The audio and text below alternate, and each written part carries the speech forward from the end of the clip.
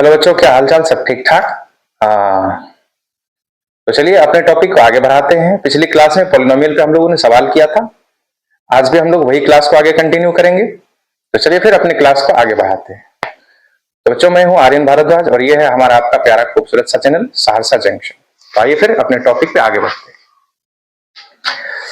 देखो, जितने सवाल हमने आपसे करा है वो सब कुछ आपको, मुझे यकीन है कि वो सब चीज आपको आ रहे होंगे, है ना? आपने उन क्लासों को पीछे से रिवाइज किया होगा। तो आज की क्लास बड़ा ही इंटरेस्टिंग होने जा रहा है, बहुत अच्छा लगेगा आपको, सब कुछ समझ में आएगा। तो हमारा पहला सवाल स्टार्ट होता है और ये सवाल आपके बोर्ड पे आपको दिख रहा होगा। देखो, कह रहा है यदि समीकरण a square minus B c x square plus 2 into b square minus a c x plus c square minus a b बराबर 0, जहां बी 0 नहीं है कि मूल बराबर है, अर्थात रूट्स इक्वल है। ठीक बात? तो निम्नलिखित में से कौन सा कथन सही है? देखो, हम पहले सबसे पहले सवाल को सॉल्व करने से पहले इक्वेशन को देखते हैं। क्या कह रहा है? ए square minus B c into x square plus 2 into b square minus a c into x plus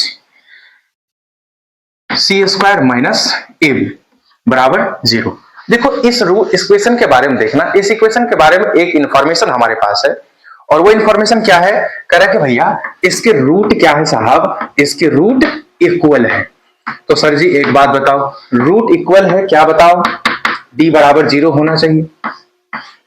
अब हमको मालूम है कि d का वैल्यू क्या होता है? बी स्क्वायर माइनस 4ac, जहां b क्या है? x के कोफिशिएंट को हमने b कहा था। a क्या है सर? एक्स स्क्वायर के कोफिशिएंट को हमने a कहा था और कांस्टेंट टर्म को हम लोगों ने c कहा था। यही हमारे एबीसी आएंगे। अब जरा देखो, कुछ चीज हम लोग मन के भीतर जब करेंगे तो बी स्क्वायर माइनस 4ac, देखो जब हम बी स्क्वायर करने जा रहे हैं तो 2 का स्क्वायर आ जाएगा 4 बी स्क्वायर, अर्थात इसका स्क्वायर करने जा रहे हैं तो ये हो गया b4 plus a square C square minus 2b square ac बराबर 4ac।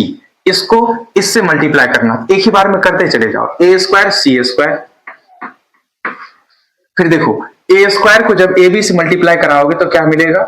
ए cube b minus B c जब सी स्क्वायर से गुना होगा तो माइनस बी सी क्यूब, और माइनस बी सी जब प्लस ए बी से मल्टीप्लाई होगा तो माइनस माइनस प्लस क्या बन गया? बी सी, और यहां ए बी है, ए बी स्क्वायर सी। ठीक, अब सोचो, कुछ बात तो थोड़ा सा हम लोग कॉमन सेंस की बात करेंगे। ये चीज हम लिखते नहीं, आपको समझाने के लिए यहां लिख रहे हैं। आप जब सवाल को सॉल्व करेंगे तो आपको समझ में आ जाना चाहिए। जैसे हम बी स्क्वायर करेंगे तो यहाँ 2 का स्क्वायर बनाएगा सर 4 हो जाएगा, और जब हम 4ac लाएंगे तो 4ac में इस दोनों को मल्टीप्लाई करने के साथ जब 4ac करेंगे, देखो एक्चुअली में हुआ क्या ना, बी स्क्वायर माइनस 4ac को 0 के बराबर होना चाहिए, अर्थात यहां से लिख सकते हैं बी स्क्वायर बराबर 4ac हमारा हो जाएगा। तो अब यहाँ का 4 और यहाँ का 4 हमारा कैंसिल आउट हो गया। ठीक है, ये हम लोग पहले ही कर देते, पर अभी हम आपको समझाने के लिए इसको लिख रहे हैं। आप इसको पहले से ही कैंसिल कर देंगे, समझ रहे बात को? अब देखो, कुछ अगर कट पीट रहा है तो उसको काट पीट लो। ए स्क्वायर सी स्क्वायर इस साइड है, ए स्क्वायर सी स्क्वायर इस साइड है, कट रहा है। अब जरा ध्यान से देखिए, बी यहां भी है, बी यहां भी है, बी यहां भी है, सब जगह बी दिख रहा है। एक एक बी को काटते चले जाएंगे। यहां से एक बी कट गया तो बी क्यूब माइनस 2, यहां से एक भी निकल गया ए बी सी बराबर, यहां से एक भी निकल चुका है तो माइनस ए क्यूब बन गया, यहां से एक भी निकल गया माइनस सी क्यूब बन गया, यहां से एक भी निकल गया तो प्लस ए बी सी बन गया। कोई दिक्कत? अभी minus a cube minus c cube को जब हम इधर लाएंगे तो ये बन गया a cube plus b cube plus c cube, दिख गया हमको सर, और 2abc को उधर लेके चले जाएंगे तो ये हो जाएगा 3abc। तो आप जरा ऑप्शन को आप ठीक से देखेंगे तो आपका पहला नंबर ऑप्शन जो है ये हमारा क्या हो जाएगा? ए नंबर ऑप्शन हमारा करेक्ट हो जाएगा। समझ रहे बात को? ये बात क्लियर हो गई है? अगले सवाल की ओर बढ़ते हैं। देखिएगा, दूसरा सवाल क्या है बाबू हमारा? दूसरा सवाल हमारा कह रहा है कि सर कोई एक इक्वेशन दिया हुआ x square minus 7x plus 12 is greater than 0 के लिए निम्नलिखित में से कौन सा कथन सही है? अब देखो, ये एक इनइक्वालिटी है ना? सवाल कर रहा है x square minus 7x plus 12 is greater than 0। ये क्वेश्चन नंबर हमारा 2 हो गया। सॉरी, इज ग्रेटर देन क्या है? 0। अब कोई भी इक्वेशन, कोई भी क्वाड्रेटिक इक्वेशन पॉजिटिव है, कोई भी क्वाड्रेटिक इक्वेशन पॉजिटिव है, निम्नलिखित में से कौन सा कथन सत्य है? अब थोड़ा सा समझना, जब भी कभी किसी इनइक्वालिटी को सॉल्व करना पड़े तो आप क्या करेंगे? सबसे पहले एक तरीका तो हो गया नॉर्मल, दूसरा हम अभी आपको सिखा रहे हैं, देखिएगा ध्यान से। जरा इसके रूट को आप गहराई से देखेंगे तो 1 और 12 को गुना करने से 12, यानी कि हमको पता चल गया -4x -3x में टूटेगा। तो आपको समझाए तो -4 उधर गया तो +4 हो गया, और 4 के नीचे में यहाँ कोफिशिएंट्स ऑफ 1 यानी कि 4/1, एक रूट निकल जाएगा, -3 उधर गया तो +3 बटा a का वैल्यू है ना, यानी कि 4 और 3 हमारा रूट निकल गया। एक नंबर लाइन खींचा, पहले 3 फिर 4। सबसे दाईं ओर का चिन्ह वही होगा जो आपके मैक्सिमम पावर वाले के कोफिशिएंट का होता है। देखो मैक्सिमम पावर का कोफिशिएंट क्या है? x², इसका चिन्ह क्या है? पॉजिटिव। तो सबसे दाईं ओर का चिन्ह पॉजिटिव होगा, फिर अल्टरनेट सजा देते हैं हम लोग, प्लस माइनस प्लस। तो बच्चा इसका वैल्यू क्या चाहिए हमको? 0 से बड़ा, अर्थात पॉजिटिव वैल्यू चाहिए। तो पॉजिटिव वैल्यू कहां मिल रहा है? सर जी 4 से आगे चले जाओ, कहां तक? इंफिनिटी तक, और 3 से पीछे आ जाओ, कहां तक? -इंफिनिटी। देखो कुछ नहीं तो क्या इधर -इंफिनिटी तक। अर्थात हमारा ऑप्शन नंबर 1 को आप देखेंगे, sorry option number A B को क्या कर रहा है? -इंफिनिटी से x का वैल्यू कहां आ रहा है? 3 एंड 4 से x का वैल्यू कहां जा रहा है? इंफिनिटी। यही हमारा ऑप्शन नंबर बी करेक्ट हो जाएगा। दूसरा बात, अगर आपके पास ग्राफ का आइडिया है, जो हम लोगों ने पिछले क्लास में किया है, तो ग्राफ का आइडिया है तो हमको पता है सर ये x एक्सिस और ये y एक्सिस, इसका रूट क्या निकला? 4 और 3। 4 है और ये 3 है, ये 4 है ये 3 है। दूसरी बात, कोफिशिएंट्स ऑफ x² क्या है? देखो पॉजिटिव, पॉजिटिव है तो हमको पता है ऊपर की तरफ ग्राफ होगा, और चूंकि ये ग्राफ है 4 और 3 दो रूट है, तो ये ग्राफ कुछ ऐसे होंगे। अब कोई भी ग्राफ पॉजिटिव कब होता है? एक्स एक्सिस से ऊपर। एक्स एक्सिस से ऊपर जरा देखो, यही ग्राफ हमारा पॉजिटिव हो रहा है ना, ये हमेशा जाते जाएगा और ये भी हमेशा जाते जाएगा, और एंडलेस है ये हमारा। तो x के इसी वैल्यू पे ग्राफ ये मिल रहा है हमको। सिमिलरली x के इस वैल्यू पे देखो ग्राफ हमारा क्या मिल रहा है? ये वैल्यू मिल रहा है। अगर हम 4, सॉरी मिस्टेक हो गया, यहां 3 लगाएंगे, पहले 3 होगा फिर 4 होगा। अगर हम 3 और 4 के बीच में x का कोई भी वैल्यू लेते हैं, तो x का वैल्यू 3 और 4 के बीच में कोई भी वैल्यू ले लो, y का मान देखो क्या मिल रहा है? निगेटिव मिल रहा है। y का मान निगेटिव मिल रहा है, यानी कि इस बीच का वैल्यू हमारे आंसर सेट में नहीं होगा। अगर सवाल मेरे से ये पूछ रहा होता कि बताओ ये निगेटिव कब है, तो निगेटिव कब है? ये निगेटिव है हमारा 3 से लेके x का वैल्यू कहां तक? 4 तक, इसमें ये निगेटिव है। पर हमारा सवाल क्या पूछ रहा है? पॉजिटिव कब है? तो पॉजिटिव कब मिल रहा है? 3 से पहले और 4 के बाद, अर्थात -इंफिनिटी से 3 एंड 4 टू इंफिनिटी। इसको हम यूनियन भी बोलते हैं। सवाल के ऑप्शन में ऐसा भी दिया जा सकता है, इस बात को आप देखिएगा, ठीक है। हम समझते हैं आपको ये सवाल समझ में आया होगा। अब हम अगली सवाल की ओर बढ़ते हैं। क्वेश्चन नंबर 3 आपके बोर्ड पे आपको दिखाई दे रहा होगा, पहले बोर्ड मिटा ले, देखना। क्वेश्चन नंबर 3 क्या कह रहा है बच्चा? देखो सवाल को आप पढ़ेंगे और थोड़ा सा सोचने का भी कोशिश करें। अभी तुरंत बनाने नहीं लगना है, एकदम सोचना है सवाल को। सोचने के बाद कुछ भी चीज को शॉर्ट करने का कोशिश करना, जो तुम्हारे दिमाग आप अपने दिमाग में एफर्ट करवाइएगा, मतलब दिमाग को लगवाइएगा, उसके बाद फिर कोशिश करने का, मतलब सोचने का कोशिश कीजिएगा। समझ रहे हैं? देखिए कह रहा है कि कोई एक समीकरण है x² बराबर k² is equal to 2 into k plus 1 into x के मूल समान है। समान मूल इट मीन्स क्या होगा बच्चा? d बराबर 0। यही बात आपके दिमाग में आना चाहिए कि इक्वल रूट, अर्थात d का वैल्यू तो कह रहा है k का मान क्या होगा। इक्वेशन है x² plus k² is equal to 2 into k plus 1 into x. ठीक बात कह रहा है, इसके रूट्स इक्वल है। रूट्स इक्वल है तो हमको मालूम है कि d बराबर 0 करेंगे और यहीं से हमारा k का मान निकलना है। तो सोचो, अब ऐसा नहीं कि इसको इधर इधर लेते चले जाएंगे, नहीं। तुम एक बात थोड़ा सा मन में देखो, ये सब चीज तुम्हारे दिमाग के अंदर होना चाहिए, हम बस अभी आपको समझाने के लिए कर रहे हैं। तो x² प्लस k² बराबर दिया है 2 into k plus 1 into x. जरा सोचो, हम पूरा इक्वेशन तो हमको लिखने के लिए इसको इधर लाना पड़ेगा। जब हम इसको इधर लाएंगे तो ये बन जाएगा एक्स स्क्वायर माइनस 2 इंटू के plus 1 into x plus k square बराबर 0। अर्थात कहने का मतलब क्या हो गया कि सर हमारा जो b बनेगा वो तो यही बनेगा ना, जो हमारा b का वैल्यू होगा वो तो यही होगा।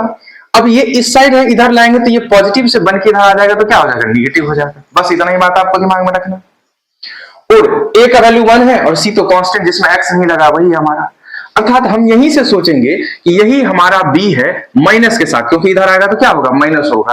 और d बराबर जब 0 करेंगे तो b स्क्वायर अर्थात 4 k प्लस 1 का होल स्क्वायर बराबर 4ac। ac a का वैल्यू 1, c का वैल्यू k स्क्वायर, खत्म। 4 से 4 मर गया अर्थात k प्लस 1 बराबर क्या हो गया, प्लस माइनस k। कैसे आ गया सर, देखो हम आपको सिखाए थे अगर x स्क्वायर बराबर 4 है तो क्या मतलब इसका, x बराबर क्या हो जाएगा, प्लस माइनस रूट अंडर 4। तुम खुद सोचो, हमारे पास दिया हुआ k प्लस 1 का होल स्क्वायर बराबर k स्क्वायर, यही दिया हुआ ना, तो हम लिख सकते हैं k प्लस 1 बराबर plus minus under root k square. तो k स्क्वायर बाहर क्या निकालेगा, k, यानी कि k प्लस 1 का वैल्यू क्या हो गया, प्लस माइनस k होगा ना। तो अब सोचो जब हम k प्लस 1 बराबर एक बार प्लस k लेंगे और जब हम k प्लस 1 बराबर एक बार माइनस k लेंगे, देखो तो ये क्या संभव है, नहीं संभव, क्योंकि प्लस के दोनों तरफ कट जाएगा तो 1 बराबर 0 थोड़ी होगा, ये तो असंभव है, यानी कि ये संभव नहीं है। अब जरा इसको हम लोग समझते हैं, माइनस के को उठा के इधर ले आओ, प्लस के हो गया, 2k बराबर इस प्लस 1 को उधर लेके चले जाएंगे तो माइनस 1 हो जाएगा। अर्थात k की बात करेंगे तो क्या मिल जाएगा हमको, -1/2। बोलो कोई दिक्कत तो नहीं आ रही ना, समझ में आ रहा है। देखिए आप सवाल को ये सब चीज अभी थोड़ा सा माइंड के भीतर तुमको जनरेट करना होगा करने से सारा चीज हो जाएगा, ध्यान से देखिएगा। बस हमको इस कंडीशन को समझना और जितना शॉर्ट ब्रेन के अंदर कर सकते हैं करेंगे, अपने मन के ही भीतर करेंगे। देखो हम सोचे बी स्क्वायर में जब यहाँ 4 लगाएंगे, बी स्क्वायर बराबर 4ac लिखना है तो यहाँ का 4 वहां का 4 खत्म, सीधा लिखेंगे k प्लस 1 का होल स्क्वायर बराबर 1 इंटू के स्क्वायर, यानी कि के स्क्वायर। हम यहां से सीधा लिखते k प्लस 1 का होल स्क्वायर बराबर के स्क्वायर। अब पता चल गया कि ये प्लस माइनस के आएगा, प्लस के होगा नहीं, माइनस के होगा, माइनस के इधर आया तो प्लस के, यानी कि 2k बराबर प्लस 1 उधर गया तो -1, k का वैल्यू -1/2। हम सीधा ऐसा ही आंसर करते। ये बस आपको अभी समझाने के लिए है। इसको इस तरीके से बनाने के बाद आप अपने दिमाग के अंदर से यूज करके इस तरीके से आप इसको सॉल्व करेंगे, तब आपका दिमाग चलना स्टार्ट हो जाएगा। ठीक है, आगे बढ़ते हैं, अगले सवाल की ओर चलते हैं। आपको बोर्ड पे आपका सवाल दिख रहा होगा। चलिए, ये हमारा क्वेश्चन नंबर कितना था, 3। अब हम क्वेश्चन नंबर 4 पे आते हैं। करा देखो बच्चे, यदि समीकरण px square plus qx plus r बराबर 0 की मूल एक दूसरे मूल के 3 गुना है। मेरे भाई कोई इक्वेशन दिया हुआ है, ये क्वेश्चन नंबर हमारा 4 हो गया। कोई इक्वेशन दिया हुआ है px square plus qx plus r बराबर 0। कहा एक रूट दूसरे रूट का 3 गुना है, यानी कि अगर ये अल्फा है तो ये 3 अल्फा होगा। ठीक बात। अब कह रहा है कि अगर ये अल्फा है दूसरा रूट क्या हो जाएगा, 3 alpha.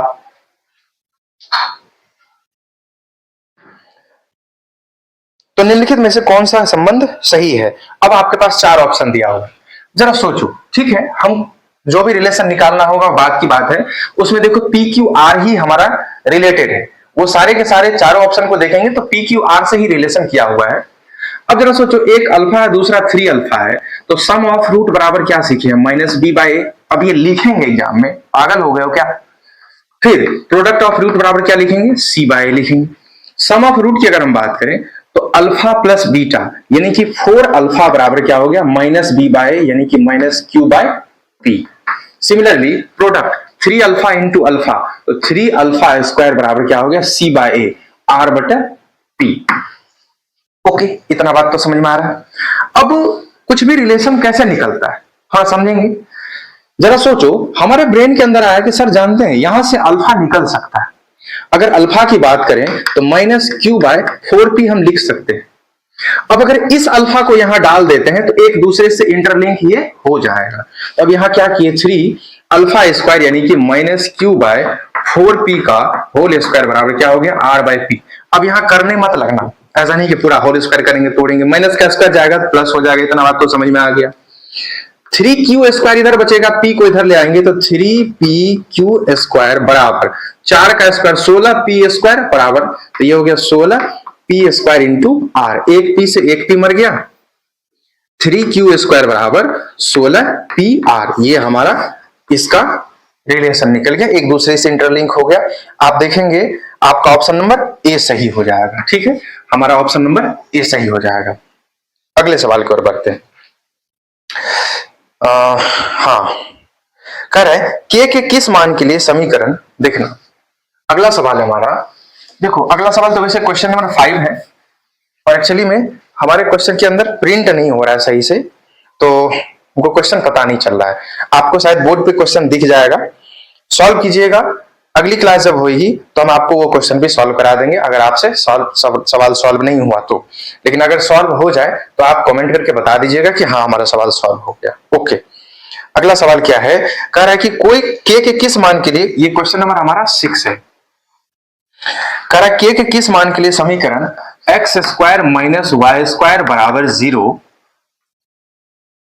And x minus k का whole square, x minus k का होल स्क्वायर प्लस y² बराबर 1, के किस मान के लिए इस दोनों इक्वेशन में x का एक अद्वितीय धनात्मक हल हो। यानी कि इस दोनों इक्वेशन में जो सॉल्यूशन है यानी कि हल है, जो जीरोज है, वो x का कोई अद्वितीय, अद्वितीय क्या होता है, यानी कि ओनली वन सॉल्यूशन, यानी कि केवल एक सॉल्यूशन होना चाहिए, और वो भी कैसा, पॉजिटिव नेचर का। सर किसी क्वाड्रेटिक इक्वेशन का एक सॉल्यूशन तो होता ही नहीं, किसी क्वाड्रेटिक इक्वेशन का एक सॉल्यूशन तो होता ही नहीं। क्वाड्रेटिक इक्वेशन के सॉल्यूशन कितने होते हैं, 2, अल्फा और बीटा। हाँ, पर हमको मालूम है जब डिस्क्रिमिनेंट 0 होता है तो दोनों रूट बराबर हो जाता है, अल्फा और बीटा। तो सॉल्यूशन तो 2 हुए, नंबर ऑफ सॉल्यूशन तो 2 हुए, लेकिन सॉल्यूशन का वैल्यू अगर तुमसे पूछे तो दोनों तो बराबर है, तो एक ही सॉल्यूशन होएगा ना।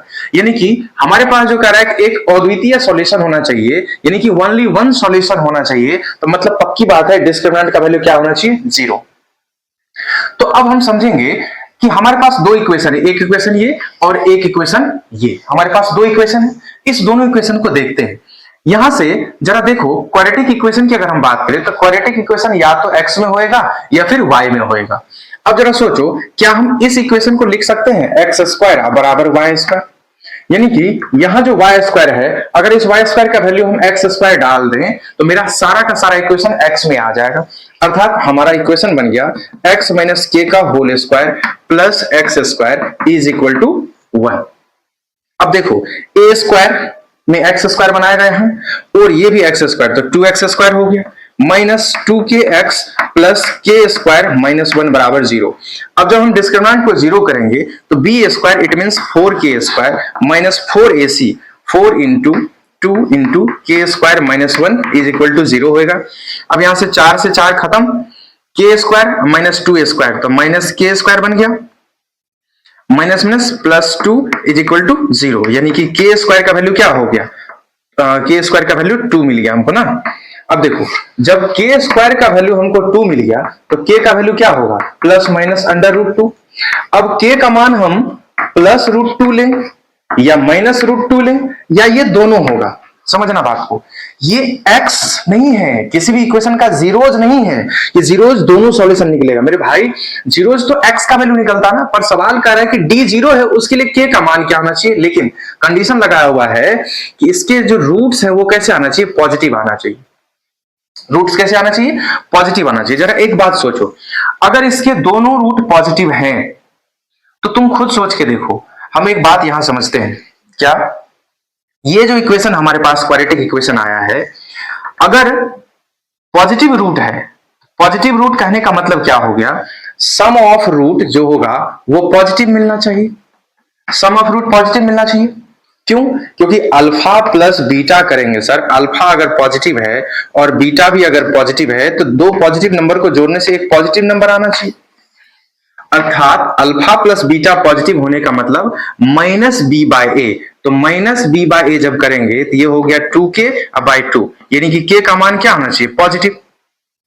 तो k पॉजिटिव होने के लिए हमारा k का वैल्यू क्या हो जाएगा, प्लस √2।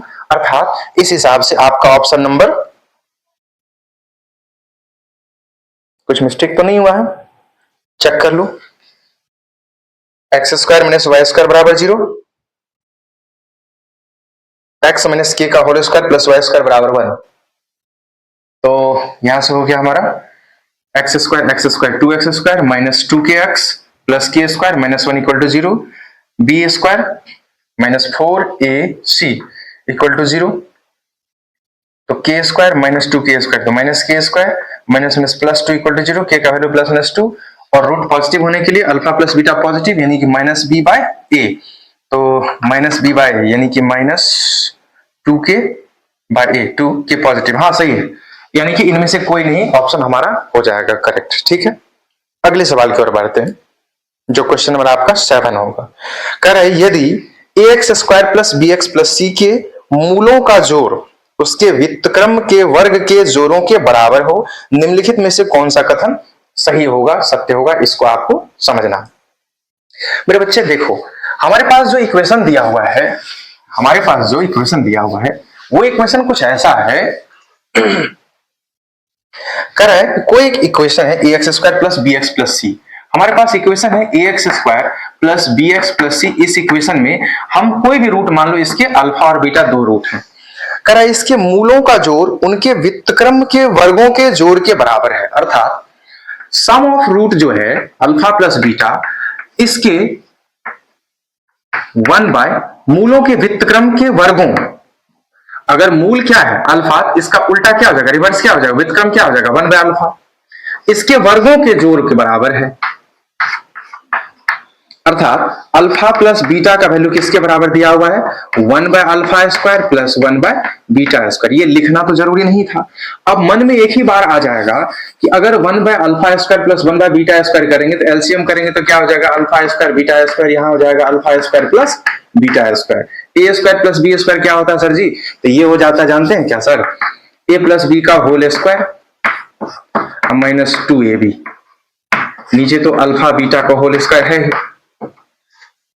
यहां देखिए अल्फा प्लस बीटा, तो ये रहा अल्फा प्लस बीटा, तब बताओ अल्फा प्लस बीटा क्या लिखेंगे माइनस बी बाय ए बराबर माइनस बी बाय ए का होल स्क्वायर यानी कि b square by a square minus 2c by a, ठीक बात, और नीचे अल्फा इंटू बीटा यानी कि c square by a square. अब देखो ए स्क्वायर एलसीएम करेंगे तो ए स्क्वायर एलसीएम आ जाएगा, यहाँ ए आ जाएगा, यहाँ से ए स्क्वायर खत्म हो जाएगा ये, अब देखो ये हमारे पास क्या हो गया minus b by a is equal to b square minus 2ac by c square, cross multiplication करा लो, माइनस बी सी स्क्वायर बराबर ए इधर जाएगा तो a B square minus 2a square c. अब ऐसा कुछ रिलेशन दिख रहा है, देखो इधर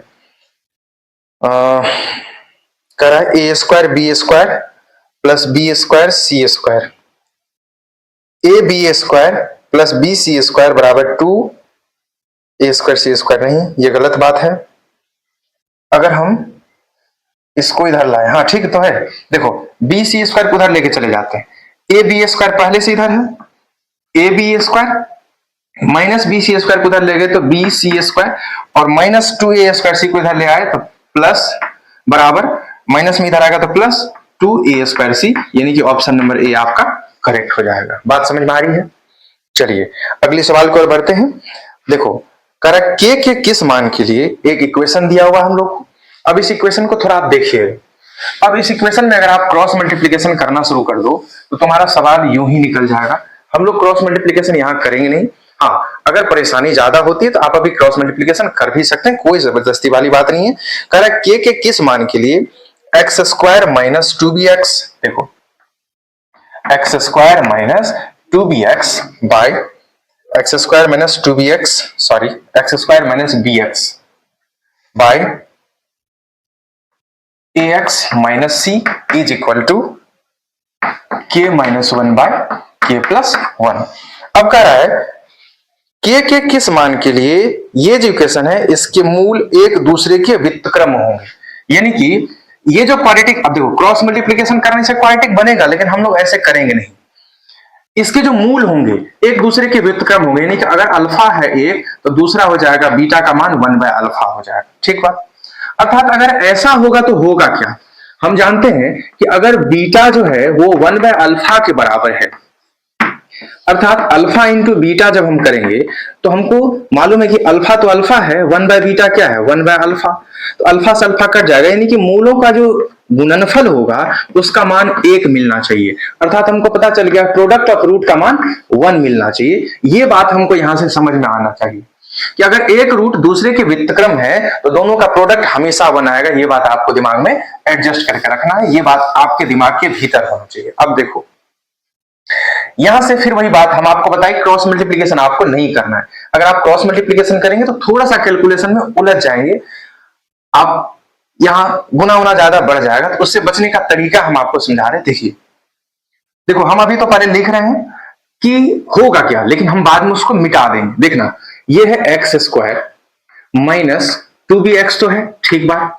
अब ये गुना होगा इससे, होगा ना, अर्थात k minus 1 by k plus 1 किससे गुना होगा, तो ax माइनस c से।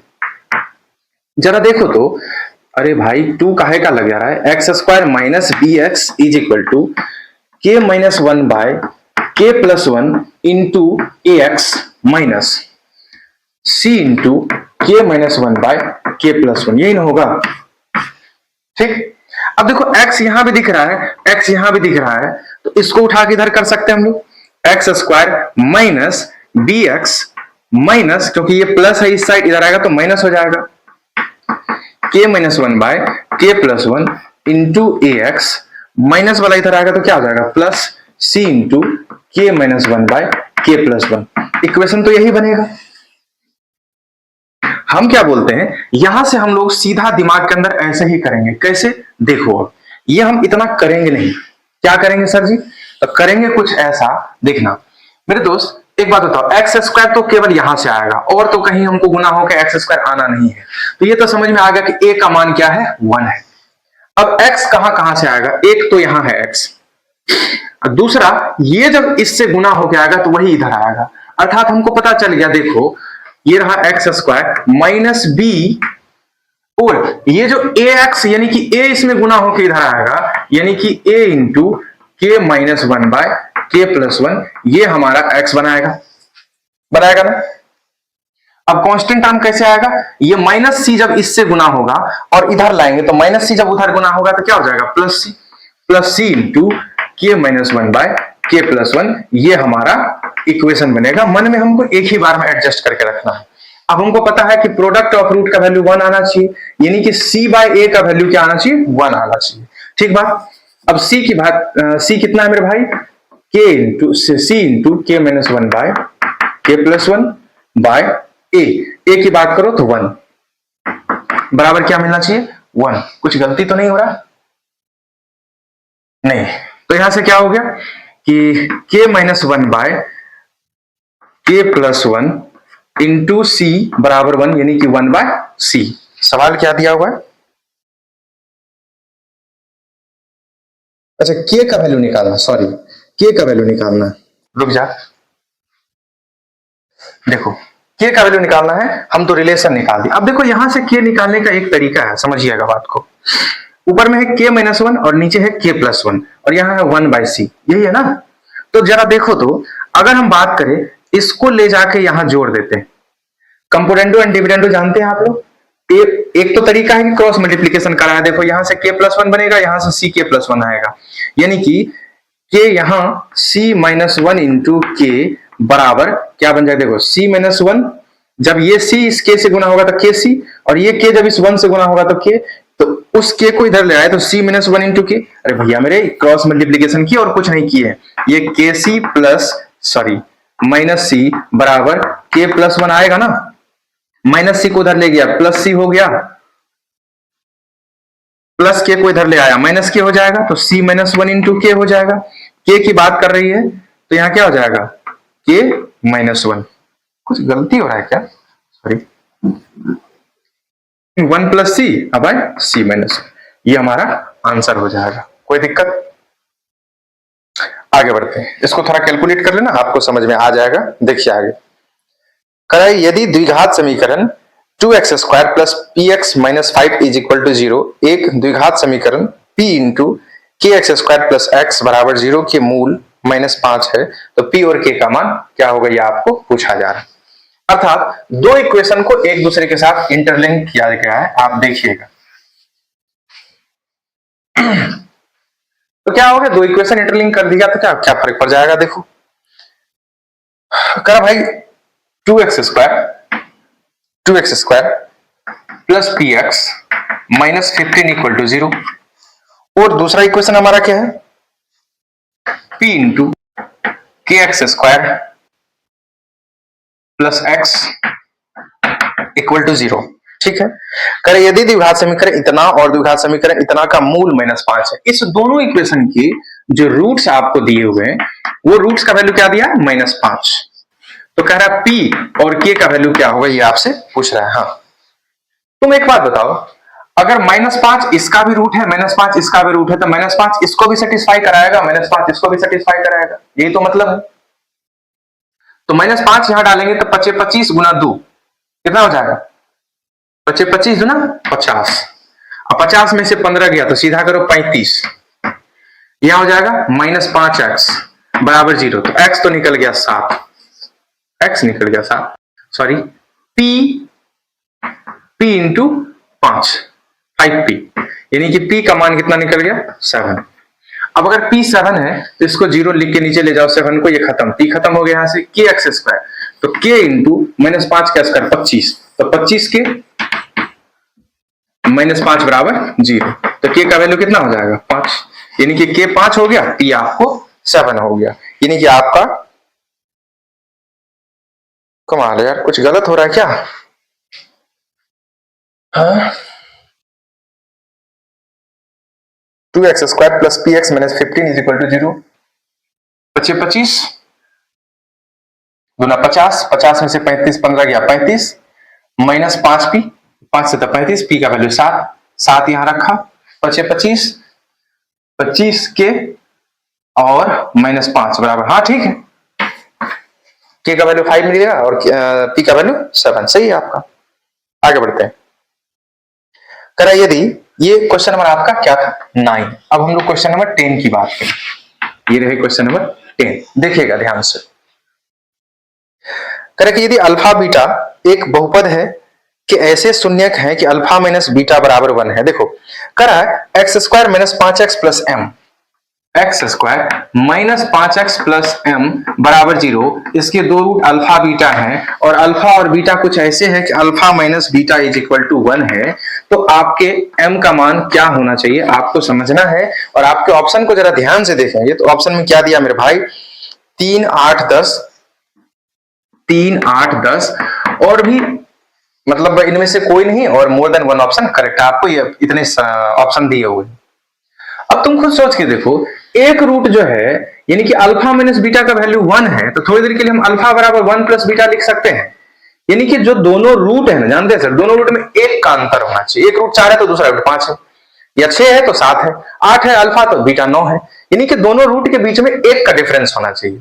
अब तुम खुद सोच के देखो, -5 को हम कैसे तोड़ सकते हैं कि एक का डिफरेंस हो, तो -2 और -3 ये लिख सकते हैं ना, 2 और 3 5, ये तो 5 बनता है, तो यहां क्या होना चाहिए, इसी दोनों का प्रोडक्ट ना, तो 2 या 6 होना चाहिए, तो m का मान क्या हो जाएगा, 6, m का मान ऑप्शन में नहीं है, इनमें से कोई ऑप्शन नहीं होगा, m का मान यहां से क्या निकला, m का मान निकला 6, खत्म।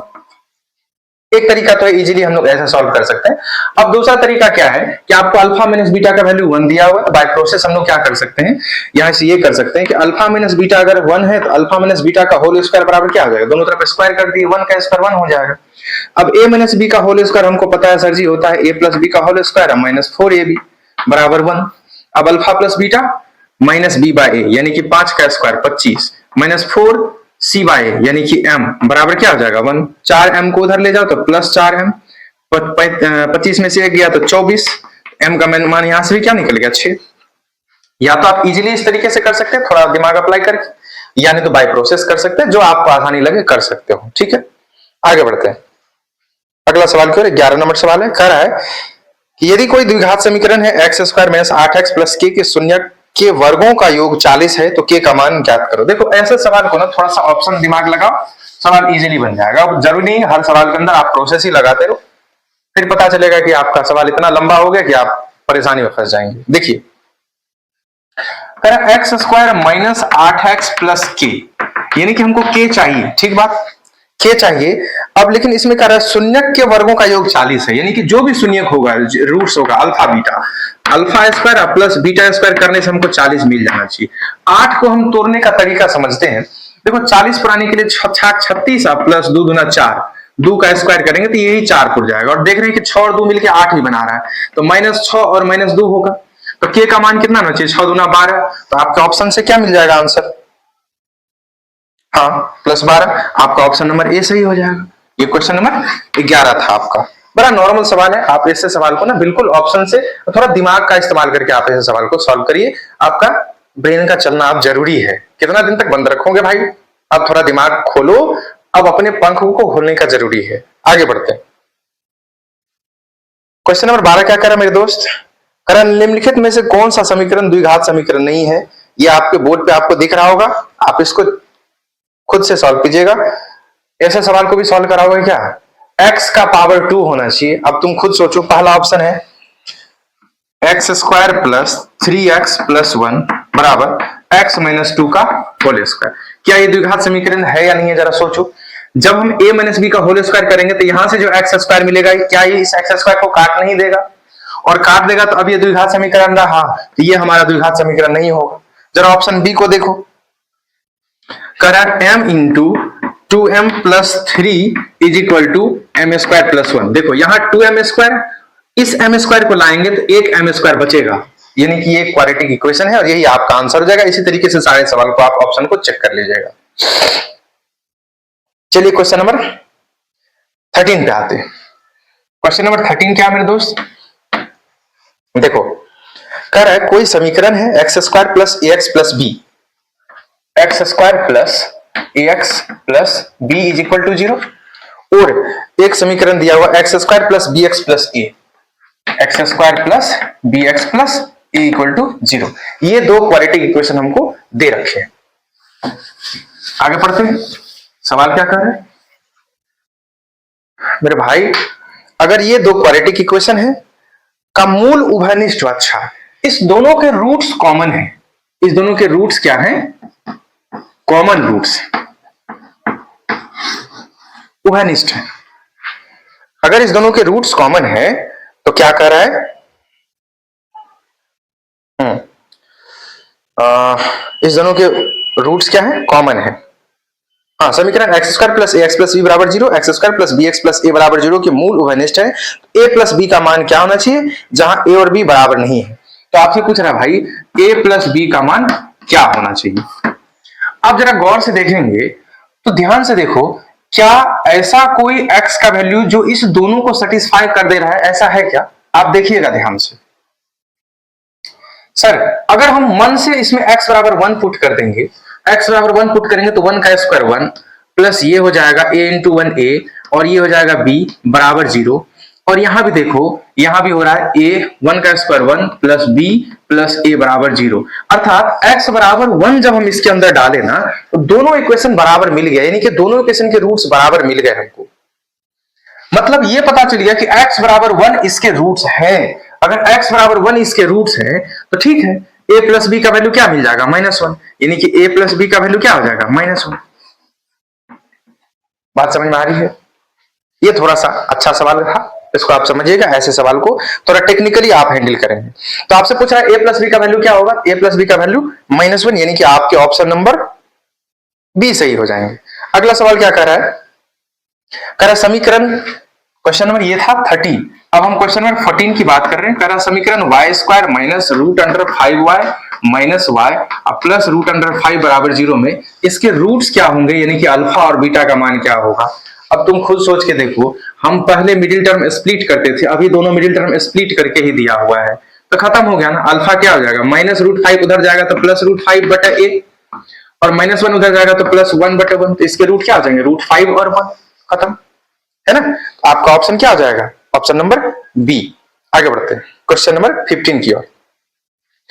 निम्नलिखित में से इस बहुपद का गुणनखंड कौन है, एक्स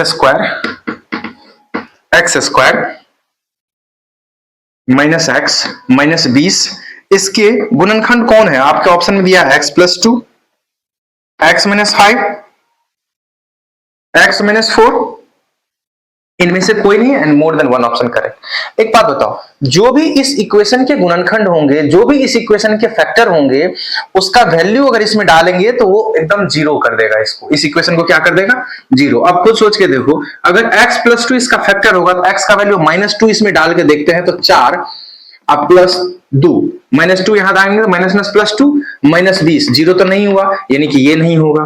5 डाल के देखो, 25 25, -5 -20, यानी कि ये इसका फैक्टर होगा। एक बार 4 भी चेक कर लो, क्योंकि क्वाड्रेटिक इक्वेशन के 2 फैक्टर होते हैं, यानी कि 4 इसके अंदर डालेंगे तो 4 चौका 16 और -4 -20, गलती हो गया सर, यानी कि यही हमारा ऑप्शन हो जाएगा। बात समझ में आ रही है? चलिए अगले सवाल की ओर बढ़ते हैं। कह रहा कोई समीकरण के मूल ज्ञात करें। अब 16 नंबर क्वेश्चन खुद बनाना, 16 नंबर हम बनाएंगे नहीं। फिर कह रहा 17 नंबर समीकरण x² -11x + 13 के मूलों का योग ज्ञात कीजिए। ये भी आप alpha plus beta minus b by यही करवाओगे क्या? फिर देखो, फिर कह रहा है के किस मान के लिए, क्वेश्चन नंबर 18 थोड़ा सा सवाल अच्छा है, हम इसको अभी बनाएंगे, देखिएगा। वैसे तो अभी तक जितने सवाल को हम लोगों ने किया है, देखो ऐसे ही सवाल पूछे जा रहे हैं, अभी तक कट रहे हैं। कुछ हम आपको अच्छे लेवल के भी सवाल बताएंगे, लेकिन अभी चूंकि हम क्वाड्रेटिक आपको पढ़ाए और क्वाड्रेटिक पे बेस्ड प्रॉब्लम का ही प्रैक्टिस करवा रहे हैं, तो जितने लेवल का जो सवाल होता है वही सवाल अभी हम आपको करवा रहे हैं। फिर जैसे ही मिसलेनियस प्रैक्टिस सेट के अंदर जाएंगे तो वहां पे आपको बहुत सारे ऐसे सवाल भी करवाएंगे जो अभी तक नहीं पूछे गए हैं, जिस तरीके के सवाल पूछे जा सकते हैं। देखना, करा के का वह मान ज्ञात कीजिए जिसके लिए एक इक्वेशन है x² माइनस प्लस, ये है question number 18, x² minus 5kx plus k² plus 5। हाँ, ये x प्लस 2 से डिविजिबल हो, ये x प्लस 2 से डिविजिबल हो, लेकिन x प्लस 3 से डिविजिबल नहीं हो, x प्लस 3 से डिविजिबल नहीं हो। हमको इसके लिए k का मान निकालना। एक बात जरा सोच के देखो, अगर x प्लस 2 से ये डिविजिबल होगा तो x बराबर -2 इसको सेटिस्फाई करेगा। हाँ, लेकिन एक बात का खास ख्याल रखना कि x बराबर -2 इसको सेटिस्फाई तो करेगा, लेकिन ये x प्लस 3 से डिविजिबल नहीं होना चाहिए, अर्थात x बराबर -3 डालने से ये 0 ना आए, इस बात का ख्याल करना होगा। x बराबर -2 डालेंगे तो -2 का स्क्वायर 4, तो 4 5 9, तो ये रहा। फिर देखो यहां -2 डालेंगे तो -10 के और प्लस k², ये क्या, ये हमको किसका वैल्यू चाहिए, k का मान तो चाहिए ही। अब यहां से k का मान निकालते हैं, k² -10 के प्लस 9, तो -9 के और -k, यानी कि k का वैल्यू क्या हो गया, 9 और 1। अब जरा सोचो, अगर k का वैल्यू 9 डालते हैं इसके अंदर, तो जरा देखिए आप, क्या ये k का वैल्यू 9 भी आंसर में है, k का वैल्यू 1 भी ऑप्शन में है, क्या ये दोनों आंसर सही होगा या कोई एक होगा? तो अब जरा सोचते हैं, ये x प्लस 3 से डिविजिबल नहीं होना चाहिए, नहीं होना चाहिए मतलब क्या हो गया, x का वैल्यू -3 डालो, 3 3 9 और 5 14, फिर यहां -3 डालेंगे तो -15 के और प्लस k²। अब देखो 9 इसमें डालेंगे तो ये 0 आ जाएगा, जरा देखो तो 14 माइनस 15 नंबर 135 प्लस 9 नंबर 81, नहीं 4 1 5 8 1 9 95, ये 0 नहीं आ रहा, यानी कि 9 इसका आंसर होगा। k का वैल्यू जब हम इसके अंदर 9 डालेंगे तो ये x प्लस 3 से डिविजिबल नहीं होगा, क्योंकि 9 डालने से ये 0 नहीं आ रहा।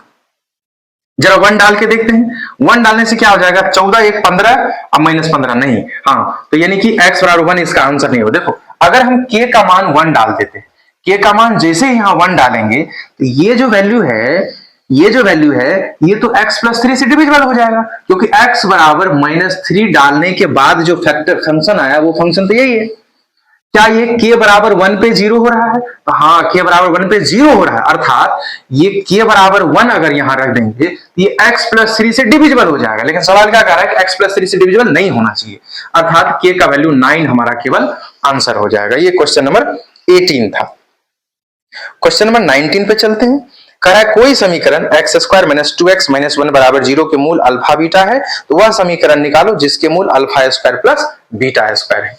अब देखो इस सवाल आप जरा देखिएगा, x square minus 2x plus 1, अगर इसके रूट अल्फा बीटा है तो वो इक्वेशन निकालो जिस इक्वेशन के रूट क्या होना चाहिए, अल्फा स्क्वायर और बीटा स्क्वायर। अब एक बात बताओ, अगर किसी इक्वेशन के रूट आपको मालूम है, मान लेते हैं कोई एक अननोन इक्वेशन जिसके रूट अल्फा बीटा मालूम है, इक्वेशन बनाने का तरीका क्या है, x square minus S x plus P बराबर 0, अर्थात ऐसा इक्वेशन चाहिए जिसके रूट होना चाहिए अल्फा स्क्वायर बीटा स्क्वायर। तो सम ऑफ रूट की जगह पे क्या लिखेंगे, x square minus alpha square plus beta square, और प्रोडक्ट ऑफ रूट की जगह पे क्या लिखेंगे, alpha square into beta square into x, sorry यहां एक्स छूट गया, बराबर 0। यही इक्वेशन हमको निकालने के लिए बोला जा रहा है सवाल के हिसाब से। अब तुम सोचो, अगर हमको alpha square plus beta square का वैल्यू मिल जाए और अल्फा बीटा का होल स्क्वायर का वैल्यू मिल जाए तो हम ये इक्वेशन निकाल सकते हैं ऑफ कोर्स।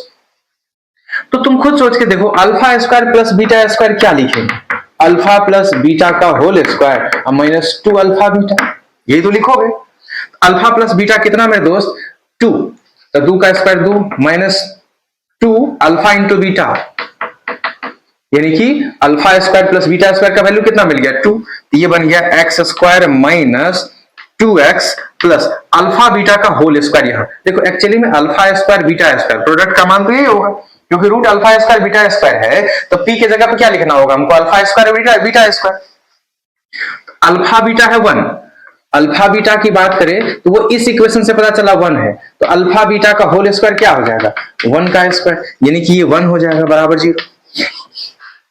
ये क्वेश्चन नंबर 19 था आपका, ठीक है। देखिए अब कह रहा क्वेश्चन नंबर 20, यदि समीकरण 2x स्क्वायर प्लस के एक्स प्लस 1.25 के इज इक्वल टू 0 में आवर्ती मूल है। आवर्ती मूल मतलब होता है रिपीटेड रूट, यानी कि दोनों रूट बराबर रिपीटेड। देखो किसी भी क्वाड्रेटिक इक्वेशन के तो दो रूट बनते हैं, अब क्वाड्रेटिक इक्वेशन के दो रूट बनते हैं, लेकिन रूट रिपीटेड है, अर्थात अल्फा और बीटा दोनों बराबर होगा, और अल्फा बीटा जब बराबर होगा तो डी का वैल्यू क्या लिखना होगा, 0, तो डी का वैल्यू क्या हो जाएगा 0, अर्थात रिपीटेड रूट। इट मींस क्या हो गया, अल्फा डी का वैल्यू हमको 0, सवाल बस इतना ही है। देखो सवाल है क्वेश्चन नंबर 20, कर है 2x स्क्वायर प्लस के एक्स प्लस 1.25 के इज इक्वल टू 0, इसके रिपीटेड रूट है, यानी कि हमको डी का वैल्यू 0 करना है। ये बात समझ में आ गया। तो के का मान क्या होगा, तो हमसे पूछ रहा है के का वैल्यू क्या होगा, आप अपने ऑप्शन से देखिएगा। कह रहा है के बराबर 10, 0। दूसरा ऑप्शन कह रहा है के का मान less than 0 and greater than 10। फिर कह रहा है के बराबर 10, इनमें से कोई नहीं। ये 5 ऑप्शन हमको दिया हुआ है।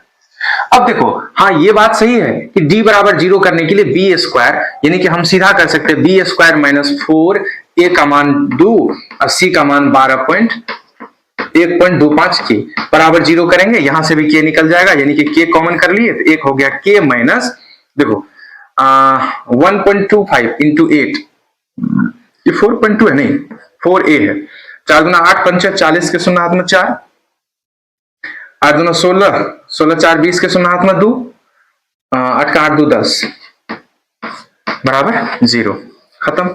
यानी कि k का मान एक बार 0 और एक बार k बराबर 10। देखो इस k का मान 0 और k माइनस 10 बराबर जब 0 करेंगे तो k का वैल्यू 10, यानी कि आपका ऑप्शन ये सही हो जाएगा। हम क्या बोलते हैं, ठीक है ये बात भी सही है, लेकिन यही इक्वेशन अगर बड़ा दिखाई दे दे तो थोड़ा परेशानी में फंस जाएंगे। इस तरीके से बनाने में थोड़ा लंबा हो जाएगा। अब आप ऑप्शन से ही चेक कर लेंगे। जब हम k का वैल्यू 0 डालते हैं, जरा ये देखो, k का वैल्यू जब हम 0 डालते हैं तो ये 0, k का वैल्यू जब 0 डालेंगे तो ये खत्म, यानी कि 2x स्क्वायर बराबर हो गया 0, यानी कि x स्क्वायर बराबर हो गया 0। अब बताओ जब x स्क्वायर बराबर 0 होगा तो x बराबर मिलेगा 0 कितनी बार, 2 टाइम्स। आपको याद होगा पिछली क्लास में हम आपको बता चुके हैं, x बराबर 0 मिला कितनी टाइम्स, 2 टाइम्स, यानी कि रिपीटेड रूट हो गया। अब जब ये है इसके साथ तो 10 भी लगा हुआ है, ये भी आपके ऑप्शन में हो जाएंगे, क्योंकि एक ऑप्शन अकेला 0 वाला तो है नहीं, हो सकता है 0 हो जाए 10 ना हो, तो हम वहां से भी सॉल्व कर सकते थे। खैर ये क्वेश्चन नंबर आपका 20 था। अब हम क्वेश्चन नंबर 21 की बात करेंगे, देखिएगा। लेकिन आज की क्लास को हम यही अंत करेंगे, ठीक है। और आज ही आपका 21 से 49 तक क्लास अपलोड हो जाएंगी और इस चैप्टर को आज हम खत्म कर देंगे, अंत हो जाएगा इस चैप्टर का प्रैक्टिस सेशन, ठीक है। और उसके बाद जो आपको इसी तरीके से हम हर चैप्टर का आपको एक शॉर्ट रिव्यू हमको समझाते जा रहे हैं। जब सारे चैप्टर के बारे में आपको समझा देंगे तो आपको एकदम मिसलेनियस प्रैक्टिस करवाएंगे, उस समय कुछ एडवांस लेवल के भी क्वेश्चन आएंगे। आप लोग ऐसे सवाल भी देखेंगे जो अभी तक के एग्जाम में नहीं आए हैं, अभी तक के पैटर्न से बाहर के एग्जाम होंगे, ठीक है। तो उम्मीद है आपको क्लास पसंद आएंगी, और अगर पसंद आए तो चैनल को थोड़ा सब्सक्राइब कर लिया करो, कमेंट अच्छा टाइप का कर दिया करो, है ना। तो ठीक है, चलिए फिर पढ़ाई करते रहिए, मिलेंगे हम लोग फिर अगले क्लास में, तब तक के लिए गुड बाय।